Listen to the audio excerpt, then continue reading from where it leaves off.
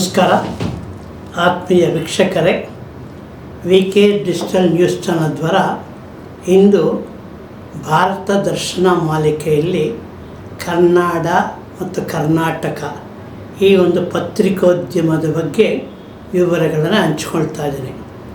July 1 ರಾಜ್ಯದಲ್ಲಿ ದೇಶದಲ್ಲಿ ಪತ್ರಿಕಾ ದಿನಾಚರಣೆಯನ್ನು ಆಚರಿಸ್ತಾ ಇದ್ದೀವಿ. ಈ ಪತ್ರಿಕಾ ದಿನಾಚರಣೆ ಅಂಗವಾಗಿ ಇದು ಭಾಗ 2ನೇದು. ಕನ್ನಡ ಪತ್ರಿಕೆ ಪತ್ರಕರ್ತರ ಸಂಕ್ಷಿಪ್ತ ಮಾಹಿತಿ. ಭಾರತ ಸ್ವಾತಂತ್ರ್ಯಕ್ಕಾಗಿ ಹೋರಾಟ ಮಾಡಿದಾಗ ಅತಿ ಹೆಚ್ಚು ಪತ್ರಿಕೆಗಳು ಕನ್ನಡ ಭಾಷೆಯಲ್ಲಿ ಈ ಒಂದು ಸ್ವತಂತ್ರ ಹೋರಾಟದ ಕಾರ್ಯಕ್ರಮದಲ್ಲಿ ಭಾಗವಹಿಸಿತ್ತು ಮತ್ತು ಸೆರೆಮನೆ ವಾಸವನ್ನು ಕಂಡಿದ್ದಾರೆ ಆ ಪತ್ರಿಕೆ ಪತ್ರಕರ್ತ ಸಂಪಾದಕರುಗಳು. ಹೀಗೆ ಅತಿ ಹೆಚ್ಚು ಸ್ವತಂತ್ರ ಹೋರಾಟದಲ್ಲಿ ಭಾಗವಹಿಸಿದ ಪತ್ರಿಕೆಗಳು ಹೆಮ್ಮೆ ಪಡಬೇಕು ಕನ್ನಡ ಭಾಷೆಯಿತ್ತು. ಮತ್ತು ಕನ್ನಡ ಭಾಷೆಯ ಪತ್ರಿಕೆಗಳಿಂದಲೇ ಅತಿ ಹೆಚ್ಚು ನಮಗೆ ರಾಜ್ಯದ ದೇಶದ ಸಮಗ್ರತೆ, ರಾಷ್ಟ್ರೀಯತೆ, ಏಕತೆಗೆ ಅದು ಆಧಾರವಾಯಿತು. ಈಗ ನಾವು 183ನೇ ಪತ್ರಿಕಾ ದಿನಾಚರಣೆಯನ್ನು ಮಾಡ್ತಾಯಿದ್ವಿ. ಈ ಶುಭ ಸಂದರ್ಭದಲ್ಲಿ ನಮ್ಮ ಕನ್ನಡ ಭಾಷೆಯ ಪತ್ರಿಕೆಗಳ ಒಂದು ಮಾಹಿತಿ ಸಂಕ್ಷಿಪ್ತವಾಗಿ ನಿಮ್ಮ ಮುಂದೆ ಕೊಡ್ತಾಯಿದ್ದೀವಿ.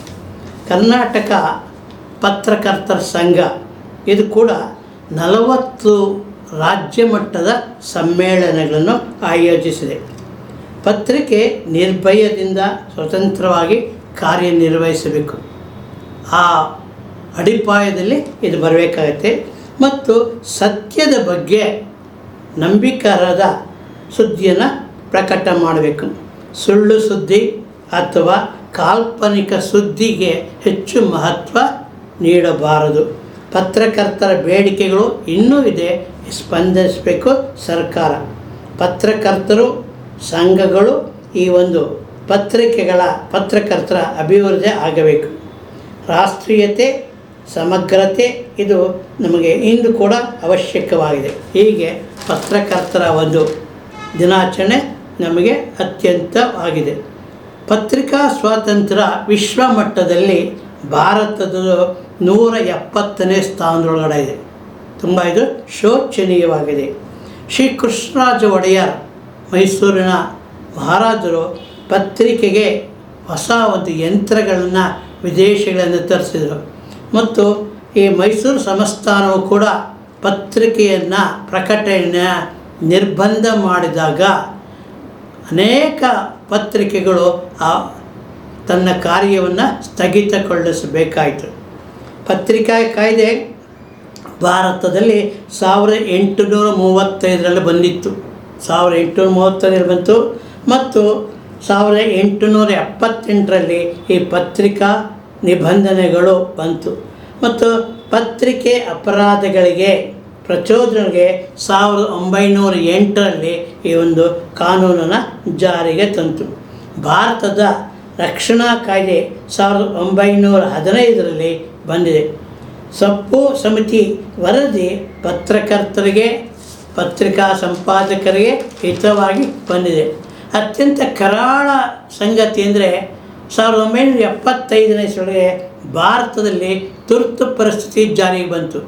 ತುರ್ತು ಪರಿಸ್ಥಿತಿ ಬಂದಾಗ ಎಲ್ಲ ರಾಷ್ಟ್ರೀಯ ನಾಯಕರು, ಪ್ರಜಾನಾಯಕರು, ಎಲ್ಲ ಪತ್ರಕರ್ತರಿಗೆ ಒಂದು ಕರಾಳ ದಿನಗಳು. 77ನೇ ಇಸವಿ ತನಕ ಪತ್ರಿಕೆ ತನ್ನ ಸ್ವಾತಂತ್ರ್ಯವನ್ನೇ ಕಳೆದುಕೊಂತು. ಹೀಗೆ ಪತ್ರಿಕೆ ತನ್ನ ಒಂದು ಜವಾಬ್ದಾರಿಯಿಂದ ಮತ್ತು 77ರ ನಂತರ ಈ ತುರ್ತು ಪರಿಸ್ಥಿತಿ ರದ್ದಾಯಿತು. ಸೀತಾ ಶರ್ಮಾ ಇವರು ಸ್ವತಂತ್ರ ಹೋರಾಟಕ್ಕೆ ಹೊಸ ಶಕ್ತಿಯನ್ನು ತುಂಬಿದರು. ಸೆರೆಮನೆಗೂ ಕೂಡ ಇವರ ಶಿಕ್ಷೆ ಆಯಿತು. ವೀರ ಪರಂಪರೆ ಪತ್ರಿಕೆಯಲ್ಲಿ ಮತ್ತು ಮಹಾತ್ಮ ಗಾಂಧೀಜಿಯವರ ಸ್ವತಂತ್ರ ಹೋರಾಟದ ಎಲ್ಲ ವಿಷಯಗಳನ್ನು, ಕ್ರಾಂತಿಕಾರಿ ವಿಷಯಗಳನ್ನು ತಮ್ಮ ಪತ್ರಿಕೆಯಲ್ಲಿ ಪ್ರಕಟಿಸಿದರು.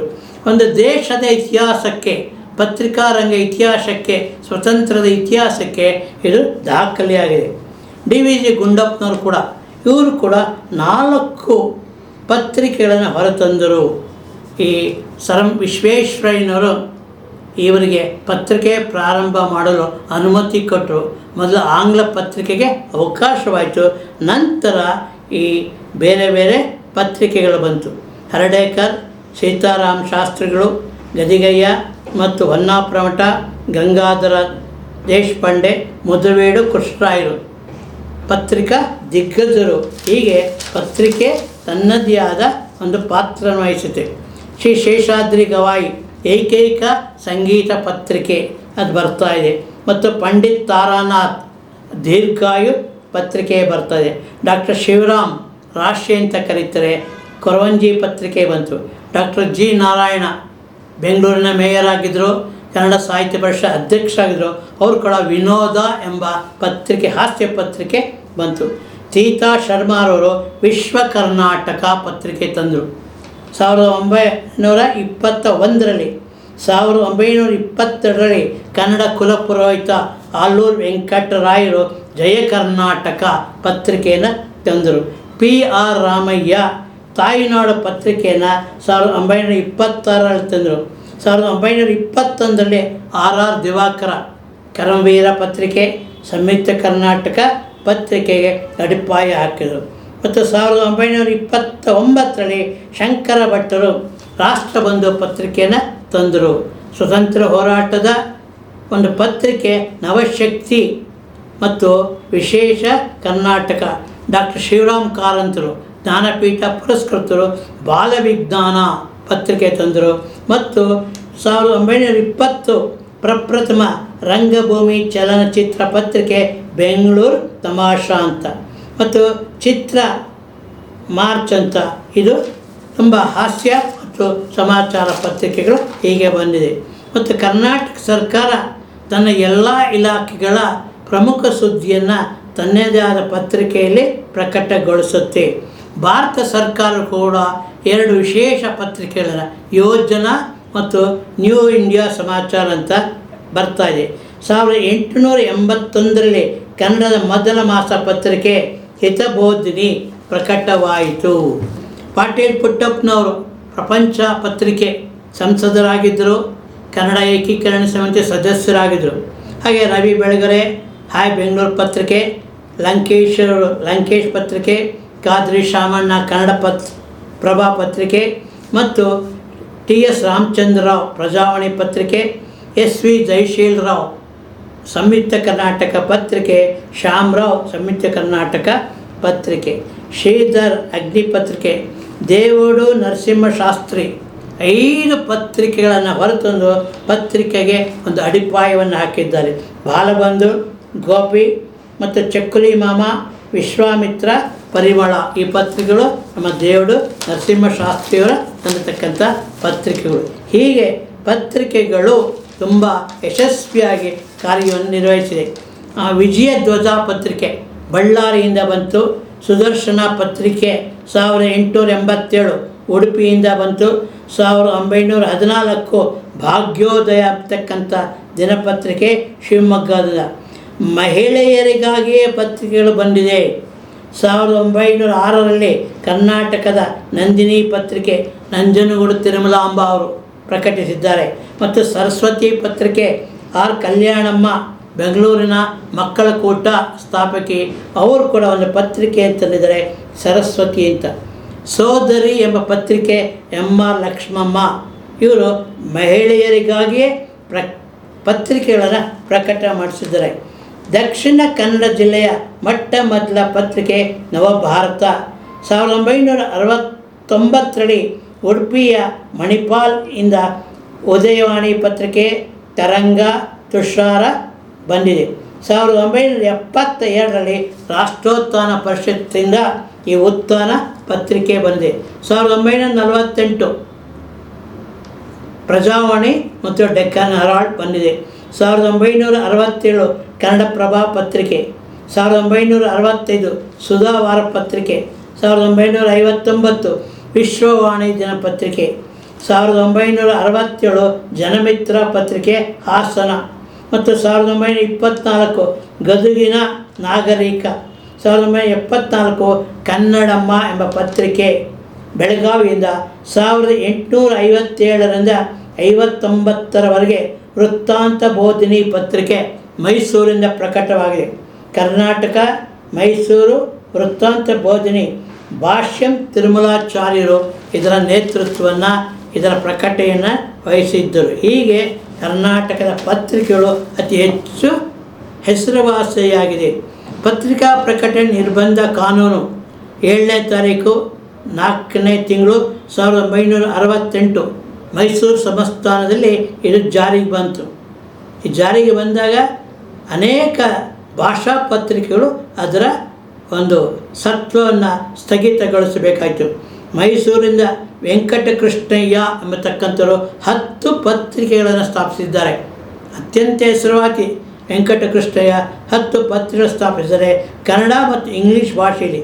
ಮೈಸೂರು ಮೊದಲ ಮುದ್ರಣಾಲಯ 1887ರಲ್ಲಿ ವೆಸ್ಲಿಯನ್ ಮಿಷನ್ ಸ್ಥಾಪಿಸಿದರು. ಪೇಪರ್ ರೆಗ್ಯುಲೇಷನ್ ಆ್ಯಕ್ಟ್ ಮತ್ತು ಪತ್ರಿಕಾ ನಿರ್ಬಂಧ ಕಾನೂನು 1958ರಲ್ಲಿ ಬಂತು. 1550ರಲ್ಲಿ ಭಾರತದಲ್ಲಿ ಮೊದಲ ಮುದ್ರಣಯಂತ್ರ ಕಾರ್ಯನಿರ್ವಹಿಸಿತು. ಭಾರತದಲ್ಲಿ 1550ರಲ್ಲಿ ಕಾರ್ಯನಿರ್ವಹಿಸಿತು. 1849ರಲ್ಲಿ ಸುಬ್ಬು ಎಂಬ ಪತ್ರಿಕೆ ಬಂತು.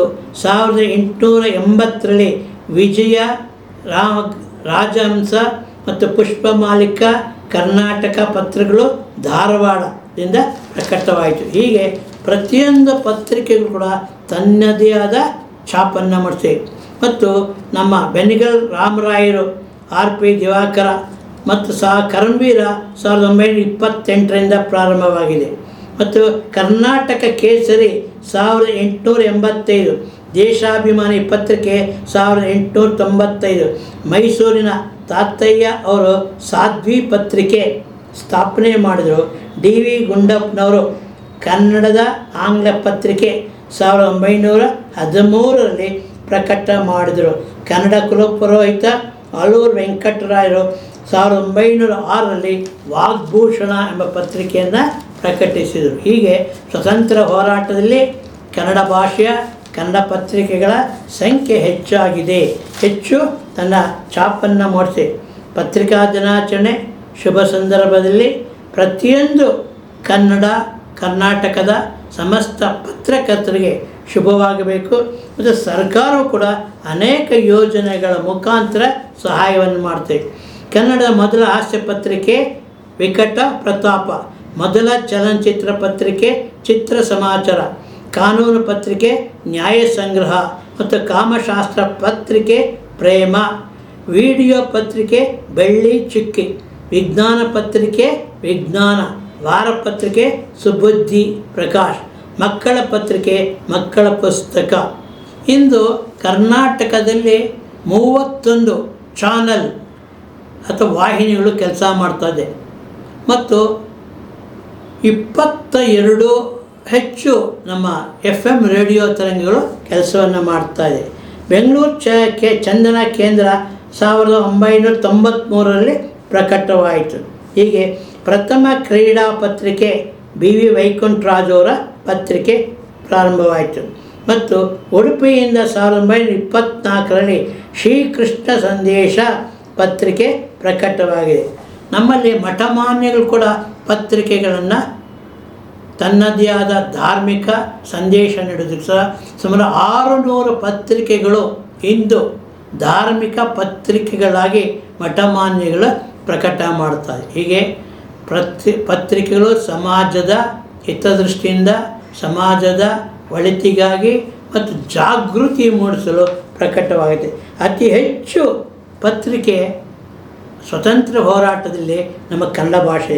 ಕೊಡಗಿನಿಂದ 1921ರಲ್ಲಿ ಒಂದು ಪತ್ರಿಕೆ ಬಂತು, ತುಂಬ ಹೆಸರುವಾಸಿಯಾದ ಪತ್ರಿಕೆ ಕೊಡಗು ವೃತ್ತಾಂತ ಅಂತ. ಮತ್ತು PM ಪನ್ನಪ್ಪನವರ ಕೊಡಗು ವೃತ್ತಾಂತ ಮತ್ತು ಸಾಧನಾ ಪತ್ರಿಕೆ ಬಂತು. 1928ರಲ್ಲಿ ವೀರಕೇಸರಿ ದಿನಪತ್ರಿಕೆ ಬಂತು.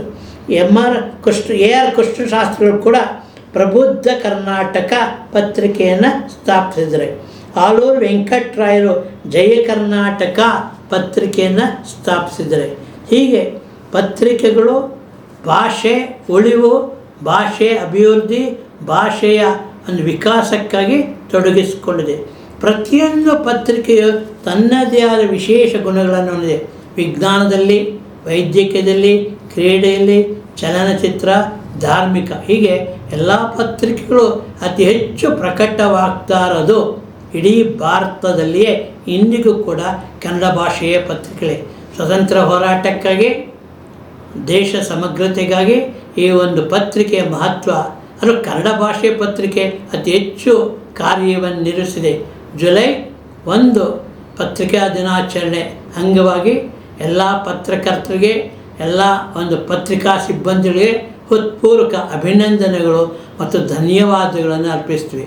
ಮತ್ತೊಂದು ವಿಶೇಷ, ಜೂನ್ 30 ಇವತ್ತು ಕೂಡ ಈ ಒಂದು ಸಾಮೂಹಿಕ ಜಾಲತಾಣ ಅಥವಾ ಇಂಟರ್ನೆಟ್ ಅಂತ ಕರೀತಾರೆ, ಸಾಮಾಜಿಕ ಜಾಲತಾಣ ಪ್ರಾರಂಭವಾಗಿದ್ದು ಜೂನ್ 30. ಆದ್ದರಿಂದ ಇದು ಕೂಡ ಅತಿ ಹೆಚ್ಚು ಮಹತ್ವವಾಗಿದೆ. ಹೀಗೆ ಮಾಧ್ಯಮಗಳು ದೇಶದ ಸಮಗ್ರತೆ, ರಾಷ್ಟ್ರೀಯತೆಗೆ ಪೂರಕವಾಗಿದೆ. ಇವತ್ತು AI ತಂತ್ರಜ್ಞಾನವು ಕೂಡ ಈ ಪತ್ರಿಕಾ ಮಾಧ್ಯಮದಲ್ಲಿ ಬಳಸ್ಕೊಳ್ಬೋದು. ಏನು ಆಧುನಿಕ ತಂತ್ರಜ್ಞಾನಗಳಿದೆ, ಅನುವಾದ ಇರ್ಬೋದು, ಮುದ್ರಣ ಇರ್ಬೋದು, ಎಲ್ಲವೂ ಕೂಡ ಒಂದು ನಮ್ಮ ಏಳಿಗೆಗೆ, ನಮ್ಮ ಸಹಾಯಕ್ಕೆ ಬೇಕಾಗಿದೆ. ಆದ್ದರಿಂದ ಎಲ್ಲರೂ ಕೂಡ ಈ ಒಂದು ಪತ್ರಿಕಾ ದಿನಾಚರಣೆ ಶುಭಾಶಯಗಳು, ವಂದನೆಗಳು. ಇಂತಿ ಯಲಹಂಕದ ವಿಜಯಕುಮಾರ್. ವಿಕೆ ಡಿಜಿಟಲ್ ನ್ಯೂಸ್ ಯೂಟ್ಯೂಬ್ ಚಾನಲ್ ಅನ್ನು ಲೈಕ್ ಮಾಡಿ, ಸಬ್ಸ್ಕ್ರೈಬ್ ಮಾಡಿ ಮತ್ತು ಹೆಚ್ಚಿನ ಜನರಿಗೆ ಶೇರ್ ಮಾಡಿ.